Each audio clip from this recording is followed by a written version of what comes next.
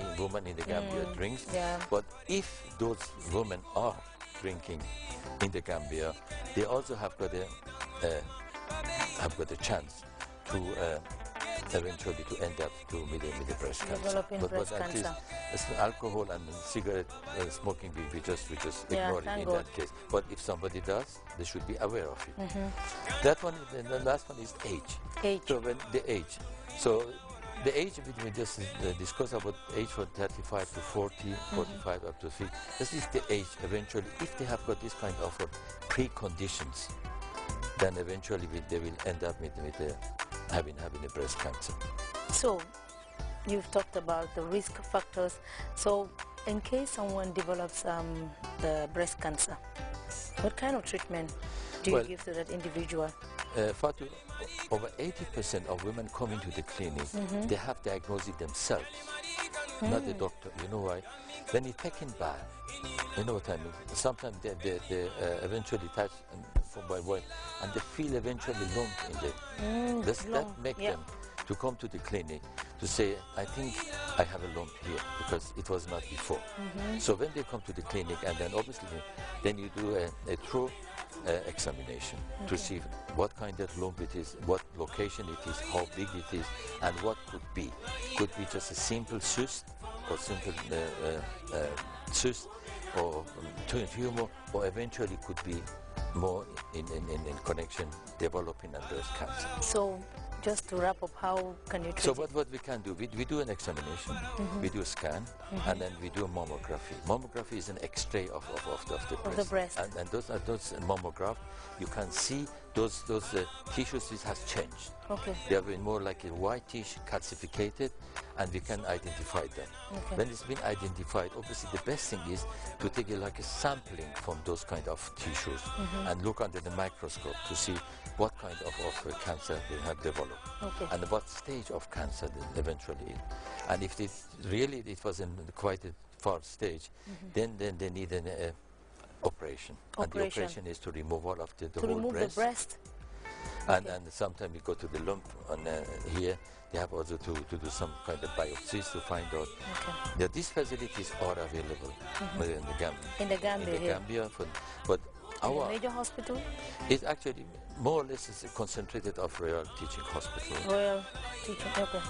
That even they have got the facilities. They have got the X-rays, and then also surgeons and a specialist who can deal with the breast tumors, breast abnormalities.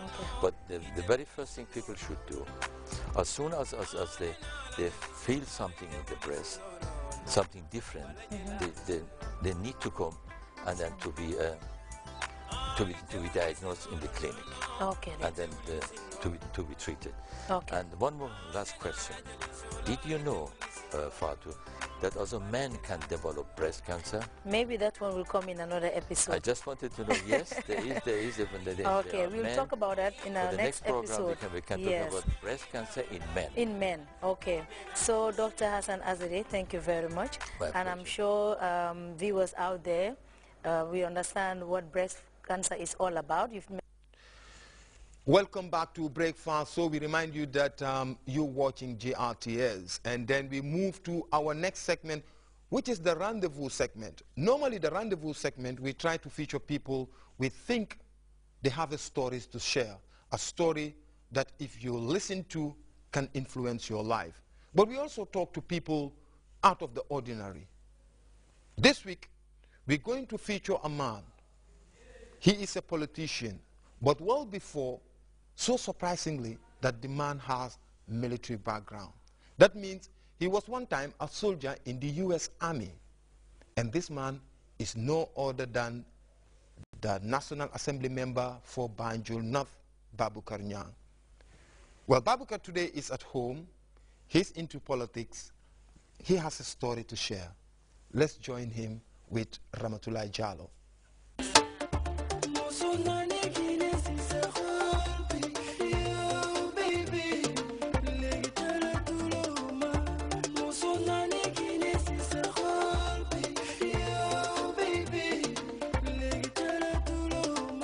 Hello, it's a warm welcome, and it's a beautiful Saturday morning.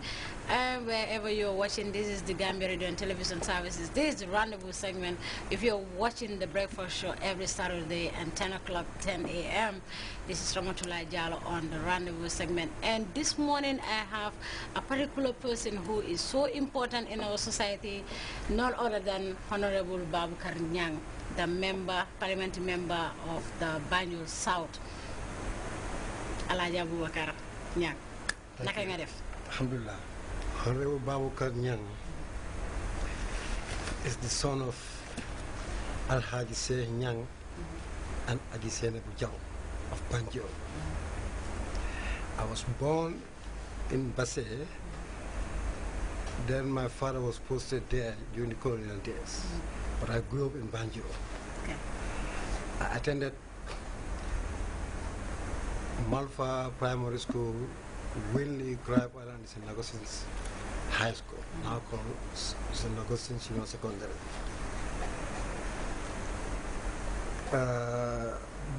Being a Banjulian, I've passed through many areas of importance in my life. First, at number 3 Hill Street, where modern Gambian music was born, because it was the home of Pap Touré.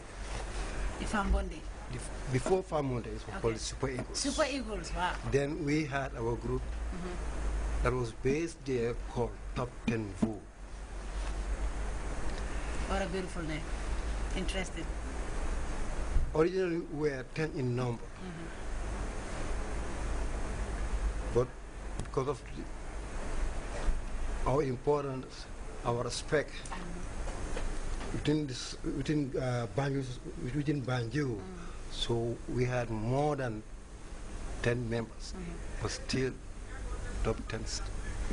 You maintain the name top 10. Maintain the name top 10. Among those who were members of top 10, it's my humble self. Tafa Diop Jaltron, Bala Jakhumpa, Minister of Information. Yeah, who is currently our minister. See, my coincidence, huh? Then you had Mamadou Foun called Dias, who was also the Minister of Finance. Idi Jan, now in Atlanta. Palfa, but now work for Customs. Habibul, now in the United States. Alaji Sose, now in Sweden. So that was top 10. Okay. That's one of the reasons why anytime there's a program, I'm on my feet. Anything pertaining to music, we were the first to be exposed to that. Okay. We were good dancers. And myself, I was a good dancer at an early age. So when I left the Gambia to the United States in 1972,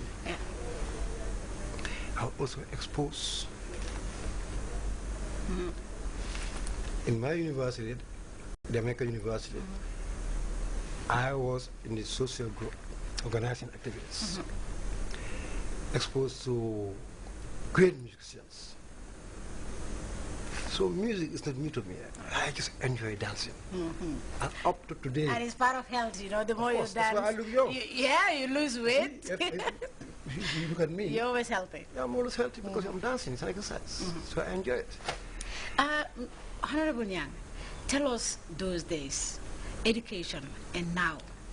So President Jammeh is the Nkrumah of the 21st century because he's practicalizing those theories. Okay. It's like he wants people to be self-independent. Of course. Yeah. Being responsible, being united, working together. He has the political will, determination. The university, he could have said, okay, we will build a university. Just singing.